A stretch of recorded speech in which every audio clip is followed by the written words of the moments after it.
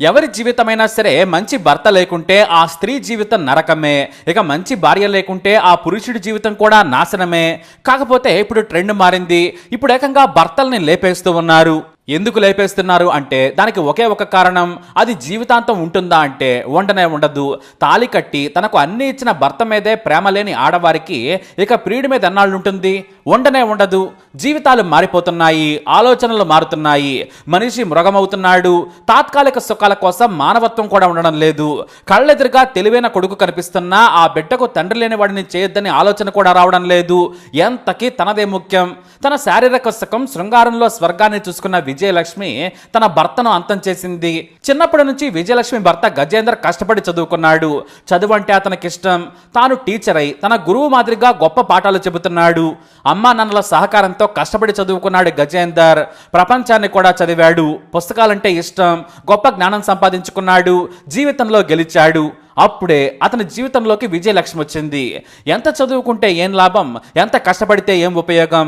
తాను చిన్నప్పటి నుంచి చదువుకుని టీచర్ ఉద్యోగం సంపాదించాడు. ఆదిలాబాద్ జిల్లా నాగర్నూర్ మండలం నాగులకొండలో పుట్టి గజేందర్ మేడిగూడలో టీచర్ అయ్యాడు. హాయిగా భార్యా పిల్లలతో జీవితాన్ని గడపాలనుకున్నాడు. కానీ విజయలక్ష్మి మాత్రం కామా ప్లస్ అందురాలు, శారీరక సుఖానికి బానిసై కళ్ళు మూసుకుపోయి బతుకుతోంది. ఈ కాకలు తీరిన విజయలక్ష్మి జూన్ 12న పోలీస్ స్టేషన్కి వెళ్ళింది. జైనద్ మండలం పోలీసుల దగ్గరకు వెళ్లి నా భర్త కనిపించడం లేదని బోరున విలపించి ఫిర్యాదు చేసింది. వెంటనే పోలీసులు విచారణ మొదలుపెట్టారు. పోలీసులు విచారణ చేస్తుండగానే వారికి ఓ కాల్ వచ్చింది. గాదెగూడ మండలం పరుసవాడ దగ్గర ఓ మృతదేహం ఉందని తెలిసింది. వెంటనే వెళ్లి చూడగా అది ప్రభుత్వ టీచర్ గజేందర్ది. భార్య తన భర్త తలను ఒడిలో పెట్టుకుని ఏడుస్తున్న తీరు కన్నీళ్లు పెట్టించింది. పోలీసులు ఆమె తీరు చూసి అనుమానించలేదు. కానీ వారికి ఆమె పోలీస్ స్టేషన్లోకి వచ్చినప్పుడు వెళ్ళినప్పుడు ఏదో తేడాను గుర్తించారు. గజేందర్ మృతదేహాన్ని పోస్ట్ మార్టం చేయించి ఆమె మీద నిఘా పెట్టారు. ఎందుకంటే విజయలక్ష్మి కదలికలు అనుమానాస్పదంగా ఉన్నాయి. ఏకకాలంలో ఎమోషన్ను ఆ తర్వాత సీరియస్నెస్ ను పండిస్తూ ఉండడంతో పోలీసులకు డౌట్ వచ్చేసింది.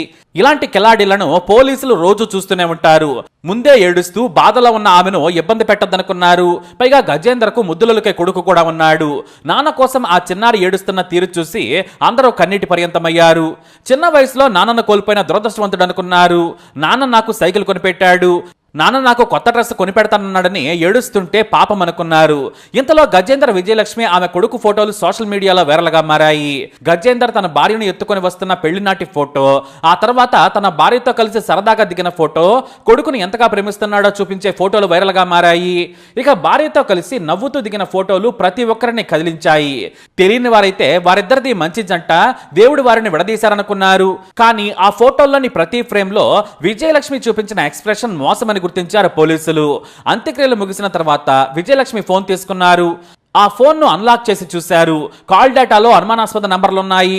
కానీ అంతకంటే ముందు ఓ వ్యక్తితో అభ్యంతరకర రీతిలో శృంగార భంగిమల్లో రతి మన్మధుడిలా సేద తీరిన ఫోటోలను చూసి షాక్ అయ్యారు. ఏ క్యా హై ఏ కౌన్ హై అనడంతో నటనకు ఫుల్ స్టాప్ పెట్టింది. పోలీసుల ప్రశ్నలకు వెర్రిమొహం వేసింది విజయలక్ష్మి. ఇక దొరికిపోయాననుకుంది. తానే భర్తను చంపించానని చెప్పింది విజయలక్ష్మి.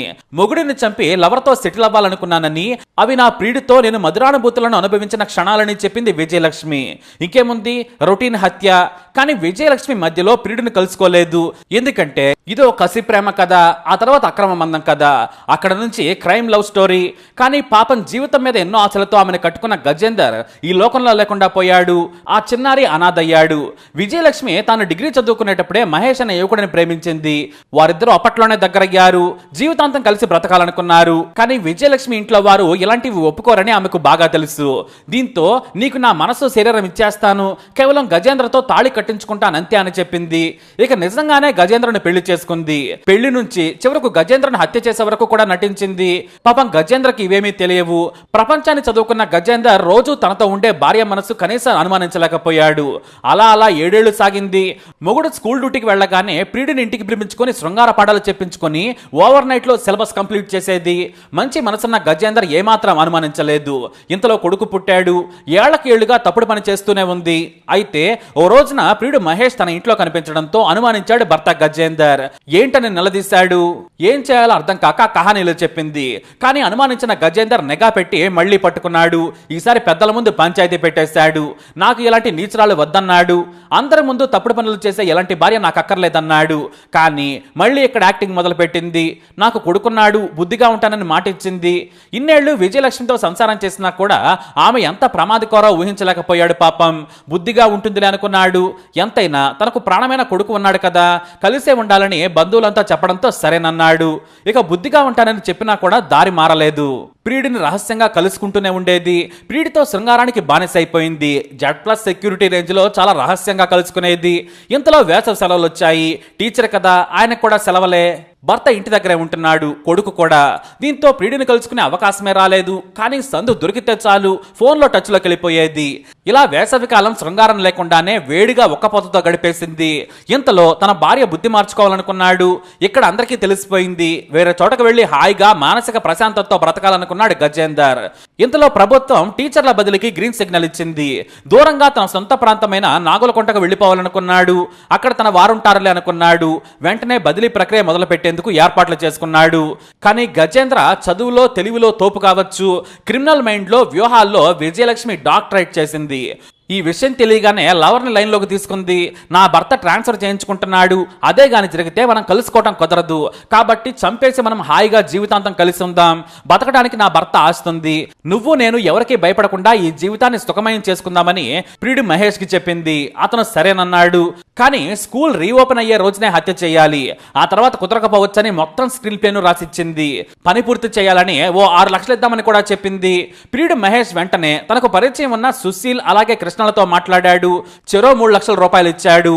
ఓ పెట్రోల్ బంక్ లో పనిచేసే వారికి ఒకేసారి 3 లక్షల రూపాయలు కనిపించడంతో సరేనన్నారు. ఇక మొదటి రోజు స్కూల్కు ఉత్సాహంగా ఇంటి నుంచి బయలుదేరాడు గజేందర్. భార్య విజయలక్ష్మి లంచ్ బాక్స్ ని చేతికిచ్చి బాయ్ చెప్పింది. సంతోషంగా మొదటి రోజు బైక్ మీద బయలుదేరాడు. వెంటనే ప్రియుడికి ఉప్పందించింది. నా భర్త బయలుదేరాడని మహేష్ కు సమాచారం ఇచ్చింది. ఇంకేముంది, ఎలాగైనా ఇటే వస్తాడు కదా అని నార్నూర్ మండలం అర్జుని దగ్గర కాపు కాశారు. సరిగ్గా అక్కడకు రాగానే రాళ్లతో ముందు దాడి చేశారు. కింద పడిపోగానే బండరాళ్లతో మోది హత్య చేసి పారిపోయారు. ఆ తర్వాత వెంటనే ప్రియురాలకి ఫోన్ చేసి విషయం చెప్పాడు ప్రియుడు. విజయవంతంగా నీ మొగుడిని చంపానడంతో ఫుల్ ఖుషి అయిపోయింది. ఇక మధ్యాహ్నం తర్వాత భర్తకు ఫోన్ చేసినట్లు నటించింది. ఫోన్ ఏమో కలవదు కదా, దీంతో సాయంత్రం వరకు వెయిట్ చేసింది. అలాగే అప్పటి వరకు కూడా రిహార్సల్స్ చేసింది. కంగారు పడుతున్నట్లుగా బంధువులకు ఫోన్ చేసింది విజయలక్ష్మి. అంతేకాదు, నటనలో అప్పటికే ఆరితేరిన విజయలక్ష్మి పోలీస్ స్టేషన్ కి వెళ్లి కన్నీరుతో ఫిర్యాదు చేసింది. ఇంతలో గజేందర్ మృతదేహం దొరికింది. టీచర్ దారుణ హత్యకు గురయ్యాడని తెలుసుకుని అతని కొలీగ్స్ కన్నీరు మున్నీరయ్యారు. ఎంతో స్నేహంగా ఉండే గజేందర్ మొదటి రోజు డ్యూటీకి వస్తున్నానని ఫోన్ చేసి మరీ చెప్పాడు. కానీ ఇలా చనిపోయాడని తెలిసి తట్టుకోలేకపోయామన్నారు టీచర్లు. మండల కేంద్రంలోని టీచర్లంతా కూడా ధర్నా చేశారు. టీచర్ హత్య కేసులో నిందితులను కఠినంగా శిక్షించాలని డిమాండ్ చేశారు. డీఎస్పీ నాగేందర్ తాము విచారణ చేస్తున్నామని, హంతకులను పట్టుకుంటామన్నారు. ఇంకేముంది, సీన్ కట్ చేస్తే హంతకరాలు నాగుపాము రూపంలో గజేంద్ర ఇంట్లోనే తిరుగుతుందని షాక్ అయిపోయారు. మృతుడు గజేందర్ భార్యనే ఈ హత్య చేయించిందని పోలీసులు తెలియజేశారు. విజయలక్ష్మి, ఆమె ప్రియుడు మహేష్ సుపారీ తీసుకుని హత్య చేసిన సుశీల్ కృష్ణలను అరెస్ట్ చేసి రిమాండ్కి తరలించారు పోలీసులు. అలా ఓ టీచర్ హత్య ఆదిలాబాద్లో సంచలనంగా మారింది.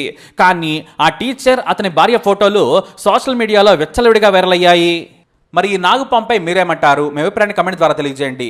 ఈ వీడియో అప్డేట్స్ కోసం మా ఛానల్ ఫాలో అవ్వడానికి తప్పకుండా సబ్స్క్రైబ్ చేసుకోండి.